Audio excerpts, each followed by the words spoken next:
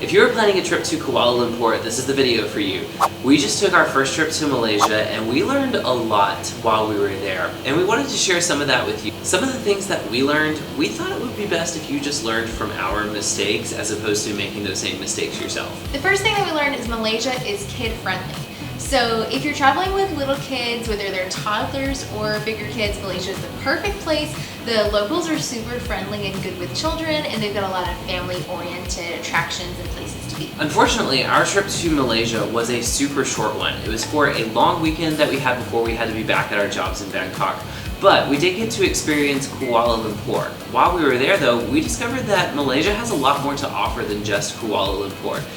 One weekend is not enough to see the entire country, so if you're planning on trying to experience all of Malaysia, you'll definitely need more than a weekend. Third thing we realized is that Grab is your best friend. So Grab actually started in Malaysia. It's not only convenient, but it's also a budget-friendly option to get around and super safe. So one of our favorite restaurants that we tried while we were in Kuala Lumpur is called Congkak. Congkak serves amazing dishes from all around Malaysia. Our favorite dish that we tried was nasi ambeng, which was a mixture of several different vegetables and meats mixed with curry and rice. It was so wonderfully amazing. The next thing that we want you to learn from our mistake is that it is pronounced Congkak. It is spelled with a C, and I mispronounced it while we were there. And on YouTube. And on YouTube. So we've come to this restaurant called, I think is how it's pronounced. Yeah, after I posted that vlog, lots of people were sure to let me know I pronounced that wrong. It is a swear word.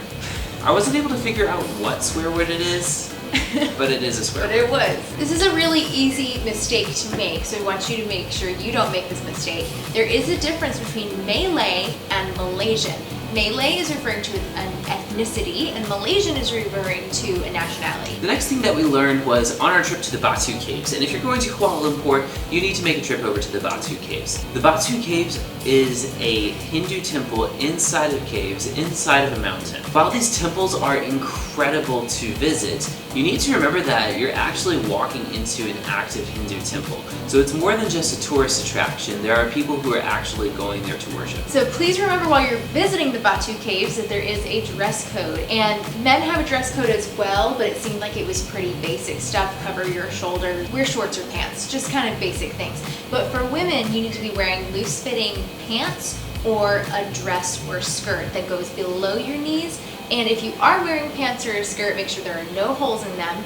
If you don't, they will make you buy a sarong to wear. And the sarongs are cute, but I personally didn't want to buy it, so I just wore stuff that was in dress code. Another thing that we learned while we were at the Batu Caves is that it's best to go early in the morning, not just to beat the crowds, but to beat the heat as well. We went around 11 a.m. and it was already a little too hot for our comfort. We wish that we had gone a little bit earlier, so take our advice and get there pretty early. This is an important one to know, especially if you have a toddler or kids. There is no air conditioning at the bottom of the Batu Caves. There are a couple of stores and you can buy some food, but there was like 2 meager fans in there for all of the tourists, and it was hot. Like we said earlier, Grab is going to be your best friend for getting around Kuala Lumpur, and we use Grab to get to and from the Batu Caves. However, when we were going and coming from the Batu Caves, it was really difficult for our Grab driver to get into the entrance to the caves, and so just be aware that you're probably going to have to get out and walk for a little bit of your journey to get to the Batu Caves. It's not a huge deal, just remember that it will take a minute for your Grab driver to be able to pick you up. So most places in KL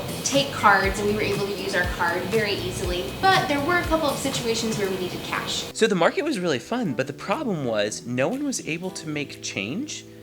So I used up all of my small bills to the point that we didn't have any small bills to be able to go get into the bathroom. So someone actually had to like offer us the money to pay for it. Cause like when you exchange your money at the airport, they give you these big notes. Like I have the $100 note in Malaysian currency. I have several of those, which is about 20 US dollars around there. But like no one was able to make change for those. So I used up all of my small bills. And anyways, so we have no more small bills. The only place that we've needed cash so far was the market, and then we needed it for a place to buy water at the Batu Caves. So you really don't need a whole lot of cash here in Malaysia. So if you can, when you're exchanging some currency, because you will need some, especially if you're going to the market, make sure that you ask for smaller notes if they can give it to you. This is what we were saying about KL being very kid friendly. The KLCC Park is amazing if you've got small kids. There are playgrounds everywhere. We didn't even explore all of them, and they have a huge shallow pool that is perfect for kids. If you've done any research about KLCC Park or Kuala Lumpur City Central Park, you know that there is a fountain light show that is right beneath the Petronas Towers. At first it sounds super awesome, but I would have to admit it was a bit of a letdown. It's worth a trip if you're staying at a hotel that is right next to the park, but it's not necessarily worth a trip out of your way to go over there. That being said, you do need to get a hotel close to this park. If you get a hotel around the outer rim of the KLCC Park, you will have amazing views of the Petronas Towers and you're walking distance of the malls and shops and all of the cool things to see. The last item on our list and the last thing that we learned, and probably one of the most important things, is that the outlets are different in Malaysia from some of the other places that we have traveled to. Thankfully, we had the plug adapter to be able to plug in our phones, but even with that, there were no other adapters at the hotel. And so thankfully we had one, otherwise we would have needed to make another purchase. Thanks so much guys for watching. I hope that you enjoyed this video. If you guys did, please like and subscribe to our channel. If you guys enjoyed this, we're gonna start doing this a lot more, telling you about the things that we learned when we travel to different countries. So we hope that you'll join us on our adventure, and we hope to see you in the next video.